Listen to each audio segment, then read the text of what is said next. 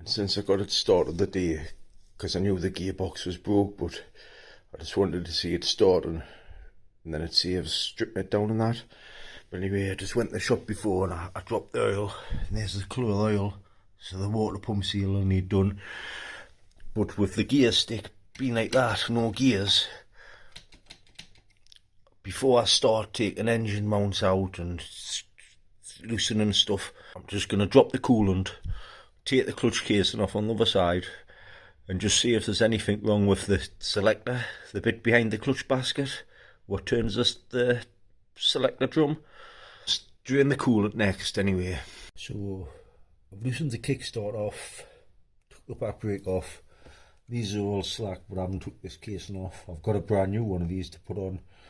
I've took this off instead of taking the pipe off. It needs to be off anyway for the water pump seal, because they're hard to get off if you leave them on. I'll just put the bolts back in, will come off. All the bolts are out there, this casing. So now I'm just going to pull this casing off and we'll have a look at the gear selector. It's hard to get that off, but I seen a gap there, so this should just slide off. Just push the kickstart shaft in, just so it doesn't pop out everything. Just keep your finger on the kickstart shaft. There's the casing, just drop that oil out. It's metal, it's better that, because when they're plastic, the teeth snap off. And if the couple of teeth snap off, when they're getting drived, if the drive stops where the two teeth are gone, this won't turn and it'll seize up because the water pump won't be working. So now I'm going to take the clutch basket off. Just got the 5 bolts here. When this brake comes off, there'll be a push rod, and with the bike tilted over for the oil and that dropping out, the ball bearing might drop out, so I'll catch it. And then we'll see behind here at the selector, see what's up.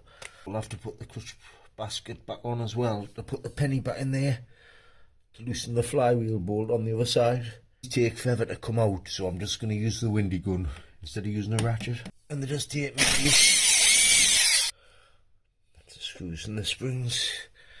So we'll just pop that front off. Like I say, make sure we catch the push rod on the ball bearing. It's all stuck together, that. Can't get that plate over there. All the plates are stuck. This friction plate and the metal plate stuck together. I'll just slide them all out. In fact, there's the push rod. I'll just put my hand underneath in case the ball bearing comes out. I don't know if you can see, there's the push rod. The ball bearing there, it's just dropped. That's the ball bearing. That's the push rod. Check the push rod on the end for where the ball bearing's been wearing it. And there's still a push rod in there as well. So we'll get all them clutch plates out. There's the other push rods, just come out itself. That's it there. Now we'll get that nut off there. To get the inner boss off, I'll just put the clutch holding tool on and the windy gun. That's the clutch holding tool. Those 2 bits gripping the inner boss. Got them 2 notches there. If your flywheel has got notches in, which this one has, you put them in the flywheel and it'll hold your flywheel still while you take the nut off. So anyway, we'll put this in and I'll rest it on the peg so I don't have to keep hold of it. So that's the clutch holding tool on. And then we'll slap on the nut up the middle. It's a 19mm. We'll use the big breaker bar instead. So this comes off anti-clockwise, so that way it will be on tight. And that's it. And it should just come off by hand now. There'll be a washer behind it. Just always check for washers when you're taking clutch baskets off. There's the washer, it'll come off when I take this middle bit off. That's the middle boss. That's the washer, which is behind that nut, but you'll see it when I rebuild it. Now the clutch basket just popped off itself because the bike's leaning. Always check behind them for washers. Check for grooves, but it's a good clutch basket. Like I see, it's low hours, there's no grooves at all. So check there, the colour goes in the clutch basket. And there's a big washer there. I'll move the camera further over to there so you can see what's happening when I change gear. And there's the gear selector now, so I'll change the gears up and down, see what's happening. No, it's not pulling this selector drum at all. That's what's wrong with it, it's not this. So that'll split the engine. So now I've took the chain off, took the carb out, I've set the clutch cable, just slapping on there, and then it slots out of there. I've got the exhaust spring puller. I'm just going to pull them 2 springs on the exhaust, get the exhaust off. I've slapped this pipe here, what goes on the head, because I'm just going to lift the full engine out. So just pull these exhaust springs. That's that one out. That's that one out. It was in tight, I had to do it two-handed. So I've took the springs off, then I got the exhaust off. There's the mount there. There's a mount there. I took the back box off as well, the silencer, the flat bolt. Just put it back in. Wherever you can, just put bolts back in. Now I'm going to put the clutch basket back on. Wedge your penny in the clutch basket and the primary drive. Get that nut off. And get the flywheel nut off as well. It comes off anti-clockwise. So the penny goes in the bottom. And use a penny because it's softer. And the metal on this, if you use a screwdriver or anything else metal, you'll snap the cogs, the teeth. So just put the penny in the bottom, in between the 2 cogs, and turn the clutch basket, just so the penny locks into the teeth, and you'll feel it locking in. So we'll get the windy onto that and take it off. That's it off. That's the nut. Something dropped, I don't know if it was a washer or not, but I'll check if the washer goes behind that. And we'll put the flywheel puller in there to get the flywheel off. It's just the same engine as that, what I'm doing at the minute, but I've got this to do. That's the flywheel puller. You can see the threads there, you screw that in. And instead of going that way to tighten it, it screws in that way. So we just screw that in. It goes all the way in. We'll just screw this here in. And that pushes on there and pulls the flywheel off. That's the flywheel. There's the woodrow key. So we'll take the 2 screws out now. That one and that one. And I'm just going to cable tie the stator up here somewhere. So it saves disconnecting it all from the CDI and that. Then lift the engine out from this side. Because there's just a swinging arm bolt on now. And then it'll come out. So we'll get them 2 screws out. Just pull the stator off. That's the stator. Leave that down there. That's inside. And one last thing I almost forgot. Bang the washer back. You can tell this engine's never been split. That washer was brand new. Like I said earlier, you can see all the Yamaha bond and stuff. Anyway, got the clutch holding tool on. It's resting against that, so when I turn it, because it comes off that way, I'll get off this way. I just have to hold this because it kept coming off.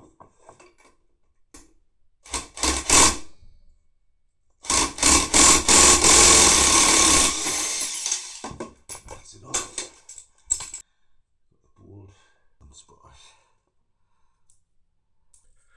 And there'd be a collar in there just to pop that out.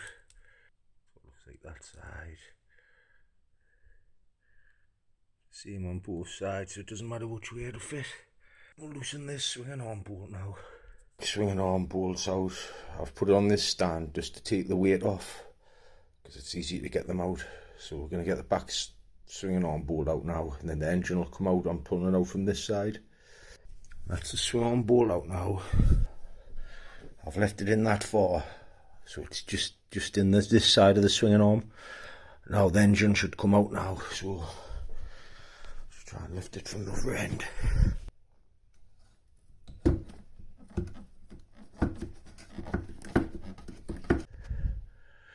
That's the engine, it just lifts up, it should just lift out hopefully. I'm just thinking that might hit the tank and that. I'll wiggle it out and it's come out alright. That's it out now. on the floor. So that's the engine on the bench now, ready to strip. You need an impact driver for all these screws. Like when you bang on it, it turns, so it loosens them all. Anyway, they're all loose. These are loose. There's one up there loose. We'll take the gear stick off, then turn it around. We'll have a look at the other side. So we'll get the gear stick off now.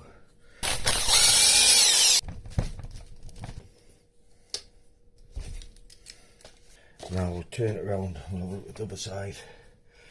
So just slide the gear stick out. Just slides off. There's no washers or nothing like that. There's a collar in it. I think it's a collar. That bit there. But everything's there on it. So that's all alright. That's what changes gear, that part, and that's alright as well. There's a kickstart shaft that it'll just pull out.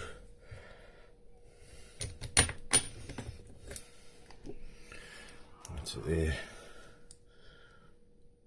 There's no washers on the back. Always check. Just take this off. It's a circlip. There'll be a little washer on each side of it. There's one washer. It's just the same as the one on the front.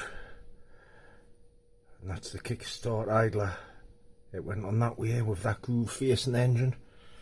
Now we'll have a look at this. This is what's jammed. So you can see it's jammed, look.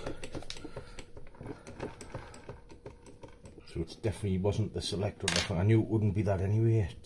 I've had tons like this.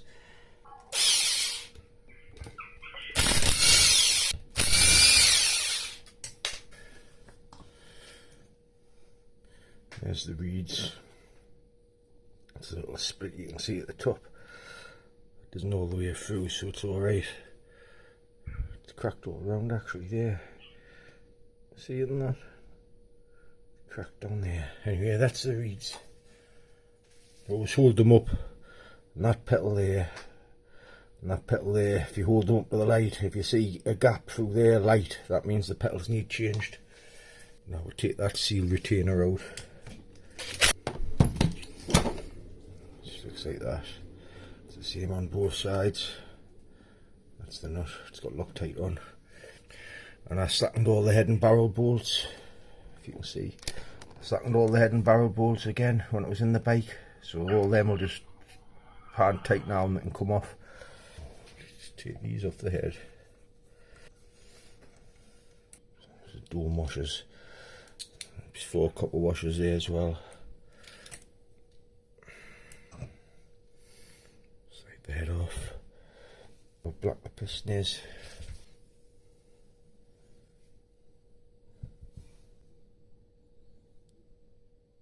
It's dead black that.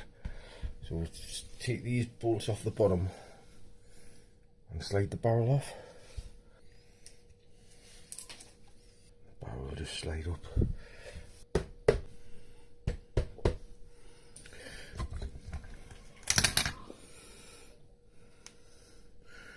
That's inside the bore.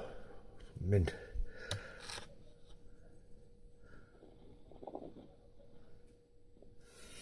Even the piston's new with everything. So what I normally do, I've took the circlip out of there, out of this side of the piston, so you don't have to take it out that side. So we can just tap the pin from this side through.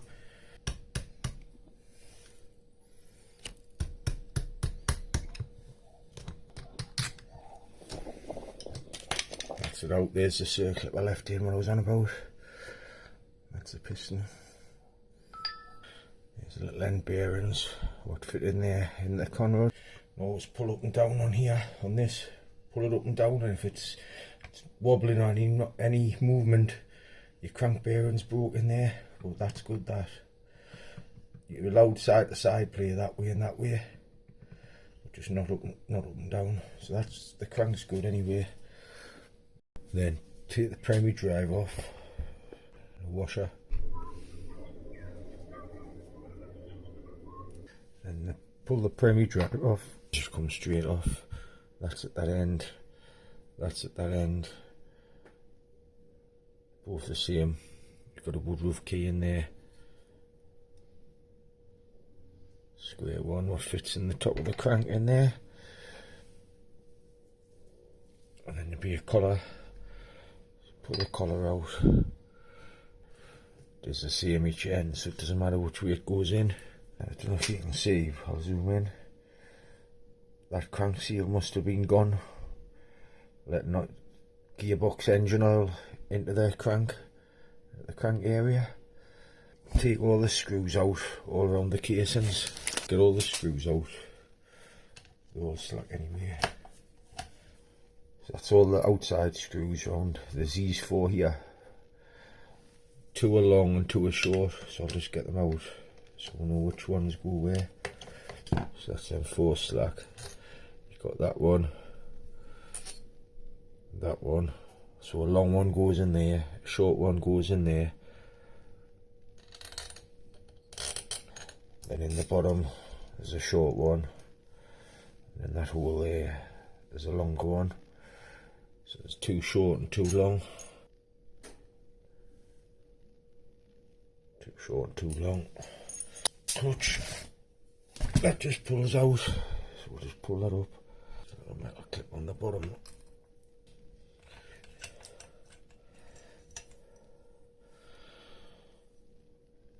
That's the clutch arm. Check in there for wear. There's no little washers on. Sometimes I have little washers on there when these go in. So that's everything off. We'll get the crank splitter on and split the crank there, split the engine, then see what's wrong with the gearbox. So that's the crank splitter on. Tighten that in, it's tight. And then we're just going to tighten that, and then it'll pull this case. I'll just spin it round.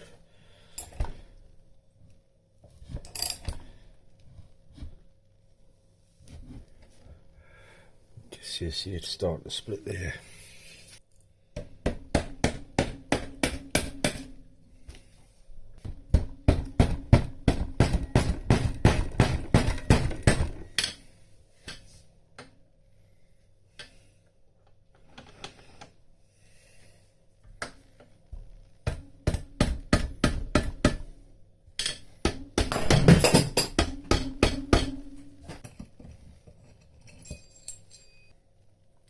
So that's it split. I've took the crank puller off because with that being locked, you can see how it's touching the teeth. So I'm just going to tap this side casing off. It might just pull off actually. And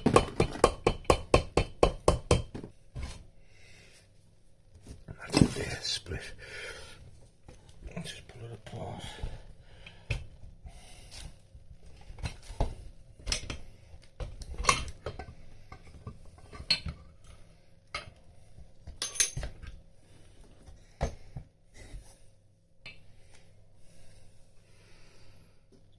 One side, you can see the oil on the bottom. It's been mixing with water, with coolant. So as you can see, it's still jammed. Big washer there on the end. There's normally washers on the end of gearboxes, gear shafts. And if you look in there, you can see, I don't know if that's, no, it's just oil. I thought it was some sort of something sticking it together, but it's not. That's locked. So it's obviously a selector fork. We'll pull this selector fork out first, pull the rod out the middle. So pull this rod out the centre fork, and it's jammed that. Let's see if I can get this one out. And that's what I think's been causing it to jam. That centre fork is jammed on the runner and it won't move up and down. It's stopping that fork moving up and down in here. So it's jamming the full drum from turning, because all these into them grooves there, all the selector forks fit in there, selector forks all fit into them there. But that one, it's definitely that's what's caused it.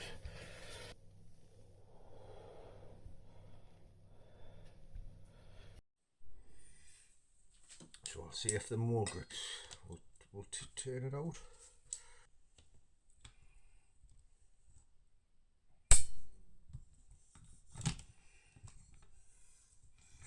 That's it. That's with the water pump seal gone. All the water mixing with the oil, and it's made this all rust up. Anyway, that's that out, so we can take the gearbox out now. There's the centre fork. This will turn now.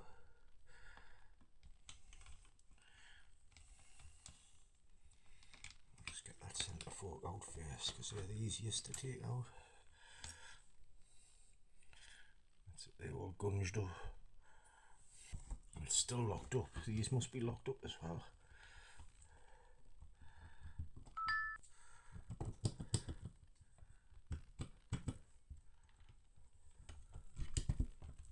Try the more grips on this, but I'm sure they've got a circlip on the bottom.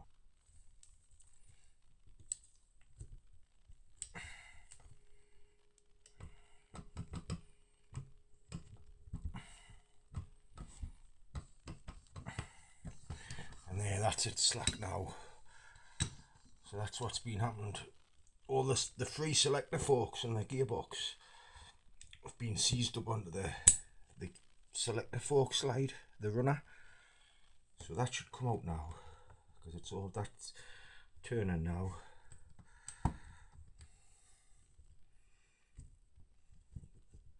So you can see it moving up and down now as it wasn't before. It moves now. Now that they can move up and down, you'll see when you turn that moves these up and down off this runner. You can see it moving up and down now when I turn that, so we can turn that now and get it out. Just make sure it's all popping through like that. So it's all through. Well, before the points was over the lips. So I'm just going to tap that through, tap that and tap that. And that, I'm sure that's for the selector forks, but I'm sure it's got a circle on the other end, but I'm not too certain. So yeah.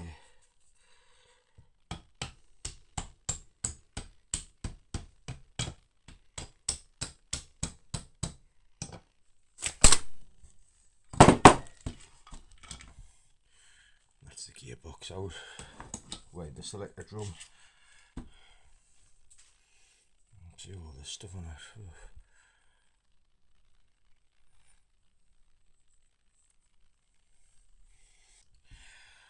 Now these gear shafts will come out, so we'll just pull that one out.